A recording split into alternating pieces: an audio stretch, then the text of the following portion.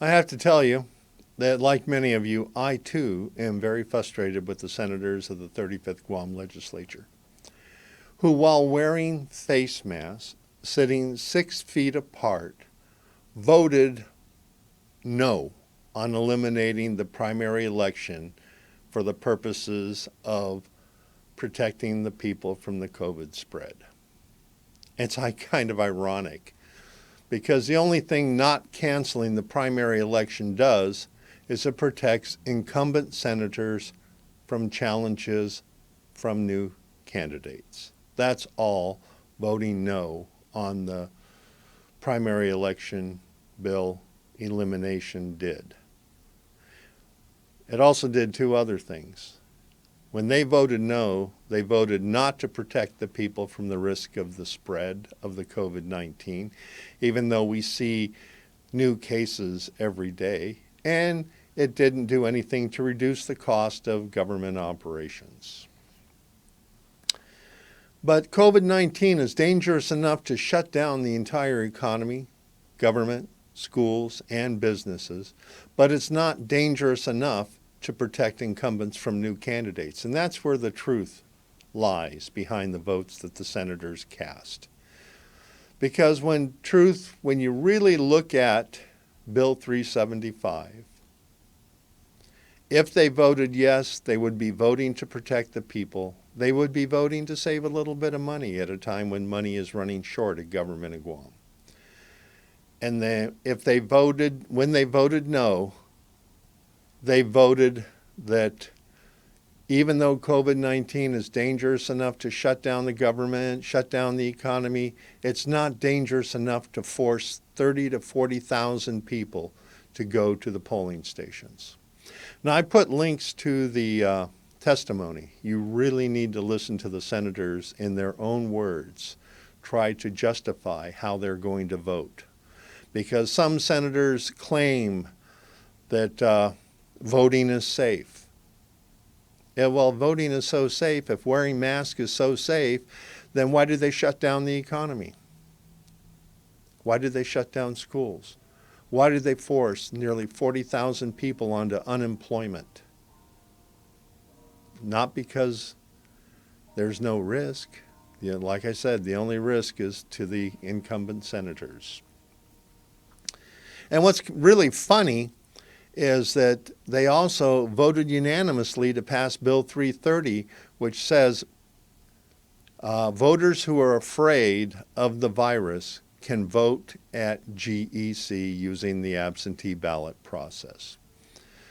Now, the problem with this is I talked with the Guam Election Commission, and they only have the capacity to handle 4,750 in-office votes, which means less than 10% of the registered voters are going to have the opportunity to call Guam Election Commission and make an appointment and to vote in safety.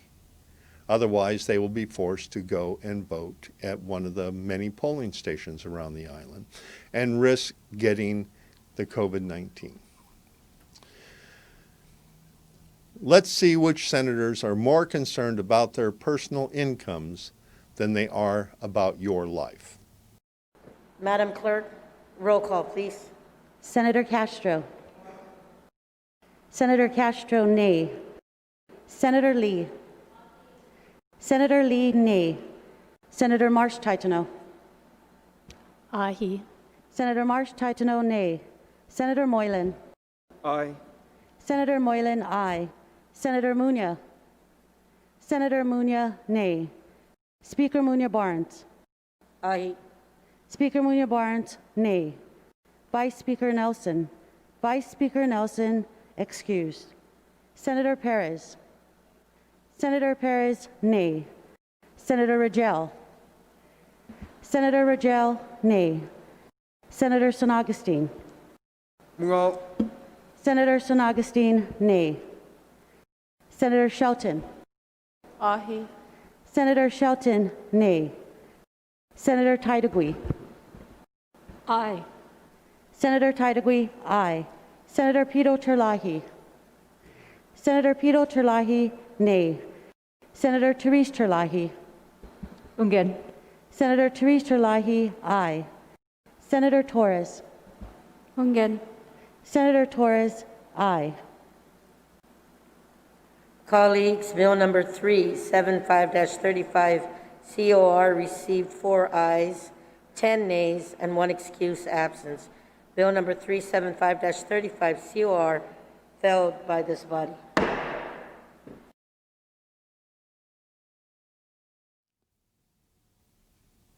As we can see, there are 4 senators who, for whom people's lives matter more. That was Therese Terlahi, James Moylan, Tella Taitagui, and Mary Torres. I like to think that based on the many conversations I've had with Vice Speaker Senator Talina Cruz Nelson, that she too would have voted for Bill 375. Because in many of the conversations I've had with her, one thing that has always come through, whether we agreed on a bill or not, was her concern for the people of Guam. So I'd like to think that in this instance, she would have voted yes on passing 375. And had I been a senator in the legislature, not only would I have voted yes to pass 375, I probably would have been a co-sponsor of the bill as well. Now let's take a look at which senators hashtag politicians' incomes matter more. Amanda Shelton, Clinton Rigel, Joe San Augustine, Regine Biscoe Lee, Kelly Marsh Taitano, Luis Munoz, Jose Terlahi, Sabina Perez, Tina Munoz Barnes, and Will Castro.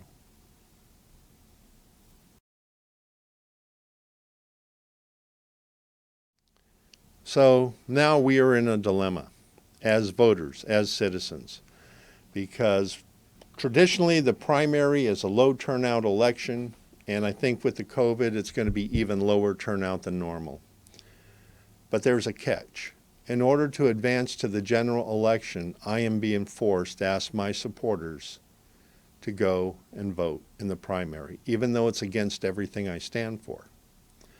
But if I don't get enough votes in the primary election, even though there's only 15 Democrats and 15 Republicans, there's a very real chance that I and other Republican candidates may not make it onto the ballot. Because you see, we have to get 4% of the total vote. That's the way the law is written, and it's written very badly. So if there's a low voter turnout, and because of the games the Democrats are playing, because they hate Mike Nicholas so much that they are willing to screw up the election in an effort to knock him out in the primary or damage him badly enough in the primary that Will Castro has a chance to beat him in the general, they're playing games with our lives. And I don't appreciate that.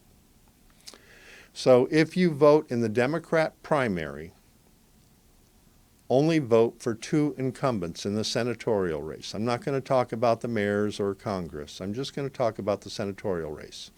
Based on what we saw in the vote on 375 and other votes, but we'll get into that later, only vote for 2 Democrat incumbents, Therese Terlahi and Talina Cruz Nelson. After those 2, vote for only new candidates to fill out your Democrat primary ballot. If you vote on the Republican side of the ballot, only vote for 3 Republican incumbents, Mary Camacho Torres, James Moylan, and Tella Taitagui. Don't vote for any of the recycled senators who have already proven they are more concerned about their pay than yours when they passed the super secret massive retroactive pay raise in 2014. And I'm talking about Senator Toniata, Senator Quistrenas, and former Senator also Joanne Brown, who defended the pay raises in public testimony when the people were trying to roll them back. So they've already proven that they're more concerned about their incomes than they are about your financial security. So don't give them any votes in the primary election. This is how we, as citizens, send a message to politicians that they won't soon forget, by voting for only 3 Republican incumbents and all new faces, and on the Democrat side, only voting for 2 incumbents and all new faces.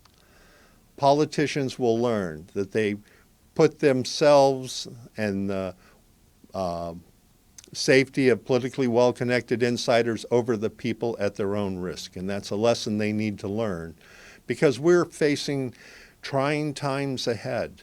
And we need public servants in the 36th Guam legislature, not political operatives who are more concerned about themselves and their income, the financial safety and security of politically well-connected insiders over the financial security and safety of the people. And the only way that happens is we send a loud message in the primary and reinforce it in the general election. I'm Ken Leon Guerrero, a 12-year community advocate, now a candidate for the Republican Party in the primary election. I humbly ask for your vote. I'm number 4 on the Republican candidate. And I've got to tell you, this is not the life I saw myself heading to. But until we reform the election process, we're going to have a difficult time getting quality candidates to run.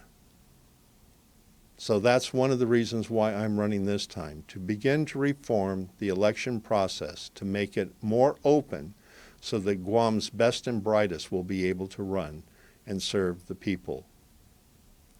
Ken Leon Guerrero, here's my website, kenleonguerrero.org, and my campaign cell number, 727-3506.